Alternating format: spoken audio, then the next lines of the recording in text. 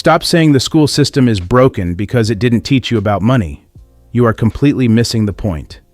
The system isn't broken. It is functioning exactly as it was designed to. You think you are struggling financially because you weren't smart enough or didn't study hard enough? No. You are struggling because you were trained to be a worker, not an owner. In this video, I'm not just going to expose the 18th century factory blueprint that stripped away your independent thinking. I am going to hand you the specific key to unlock the cage and finally build wealth on your own terms. The truth is simple but terrifying. Your poverty is not an accident. It is a feature of the software running in your brain right now, and it's time to uninstall it.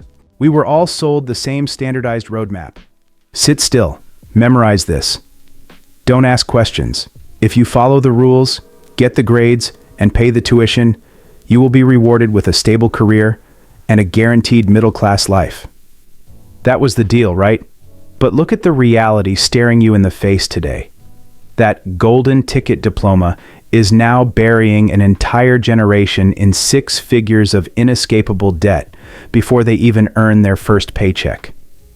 Degrees are inflating like currency. What used to be special is now the bare minimum.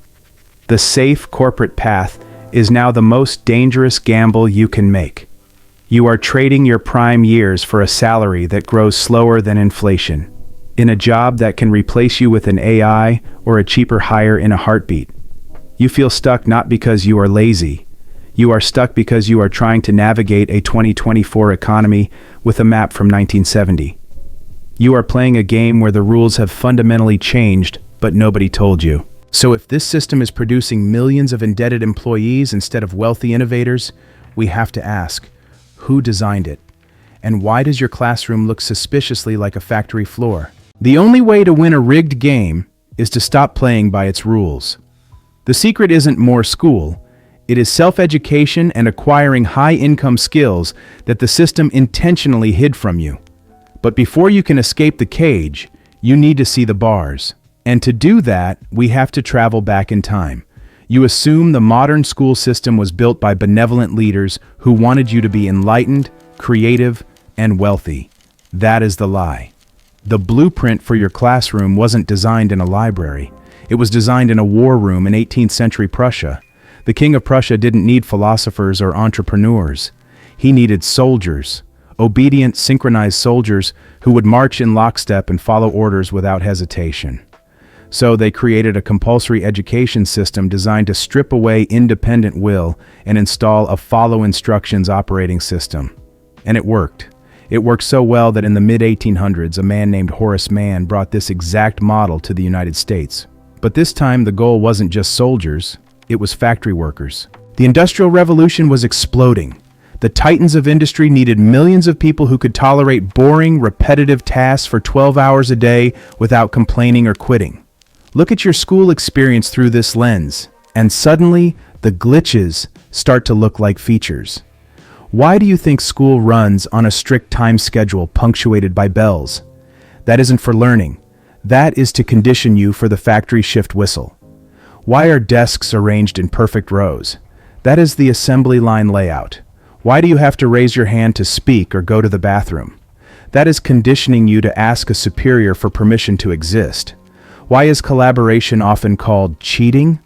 Because on an assembly line, you don't talk to your neighbor. You focus on your isolated task. The system was explicitly engineered to suppress the exact traits needed to be a millionaire today: risk-taking, independent thinking, and breaking established patterns. They graded you on compliance, not creativity. A students are often the best employees because they are the best at following rules. But notice how C students often end up hiring the A students? That's because the C students rejected the programming. But the trap has evolved. In the 1900s, this system at least promised you a factory job that could buy a house. Today, the mechanism is far more sinister. It's no longer just about obedience, it's about profit. The modern university system has morphed into a massive hedge fund. They convince you to take out loans you can't bankrupt your way out of, to buy a product, a degree, that loses value every single year. It is a perfect wealth transfer engine. They get the guaranteed cash. You get the risk. You start your adult life in a financial hole, desperate for any paycheck just to service the interest. And that is exactly where they want you. A desperate worker is an obedient worker. You can't take risks. You can't start a business. And you can't quit your job because you have that dead anchor around your neck. You aren't just a student. You are a profit center. The curriculum doesn't teach you about taxes, assets, or leverage because if it did, the supply of cheap labor would dry up. If everyone understood how money worked, who would sit in the cubicle and make them rich? This is the cold reality. The system isn't malfunctioning. It is delivering exactly what it was designed for, creating a dependent class of employees who trade their time for money until they die. If you continue to follow this 200-year-old map in the digital economy, you are walking off a cliff. The factory is closed, but they are still training you to work on the line.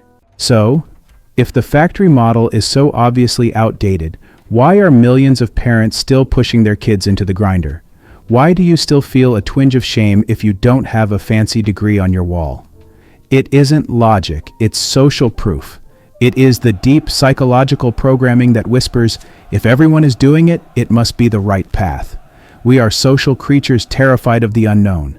The school system leverages this fear perfectly. It equates following the path with safety and deviating with catastrophic failure. They have successfully branded compliance as success.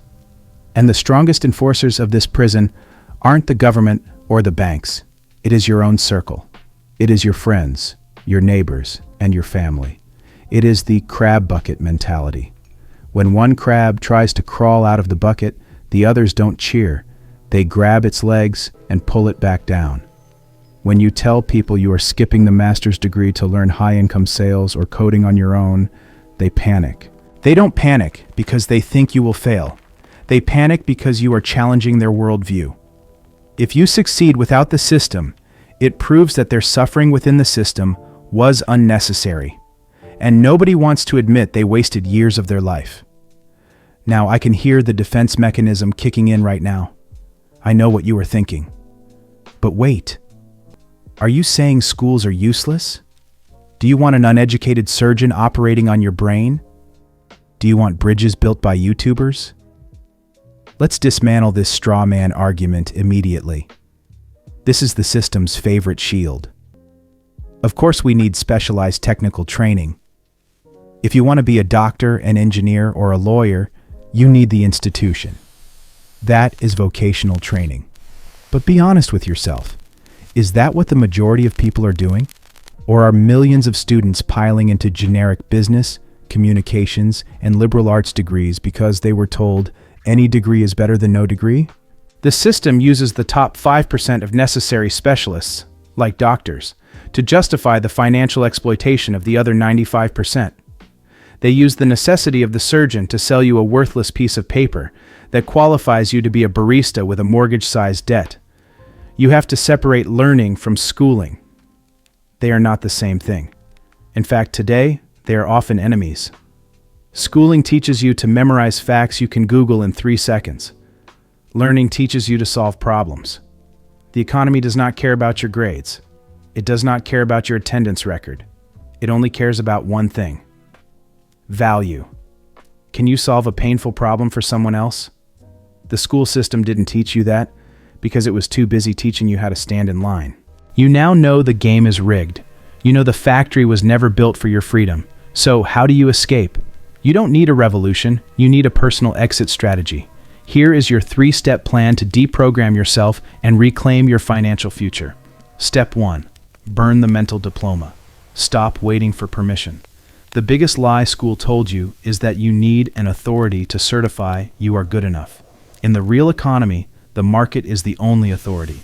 Stop putting Bachelor of Arts in your bio and start asking yourself one question. What problem can I solve for someone else right now? If you can't answer that, no degree can save you. Step 2. The high-income skill stack. While your peers are memorizing theory that will be obsolete in 5 years, you need to acquire evergreen leverage.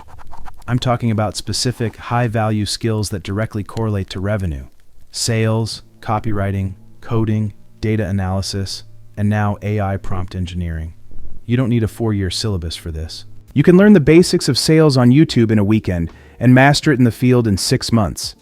The goal is to build a toolkit that makes you undeniable, not employable. Step 3. The portfolio of proof.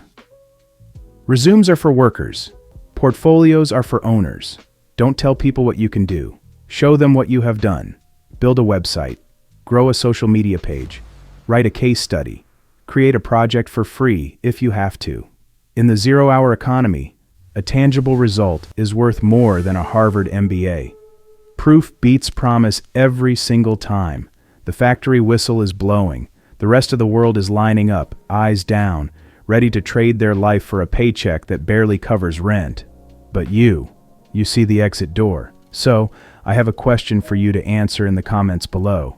If you could go back to your 18-year-old self, what is the one skill you would tell them to learn instead of going to college? Let's start the real education down there. Class dismissed.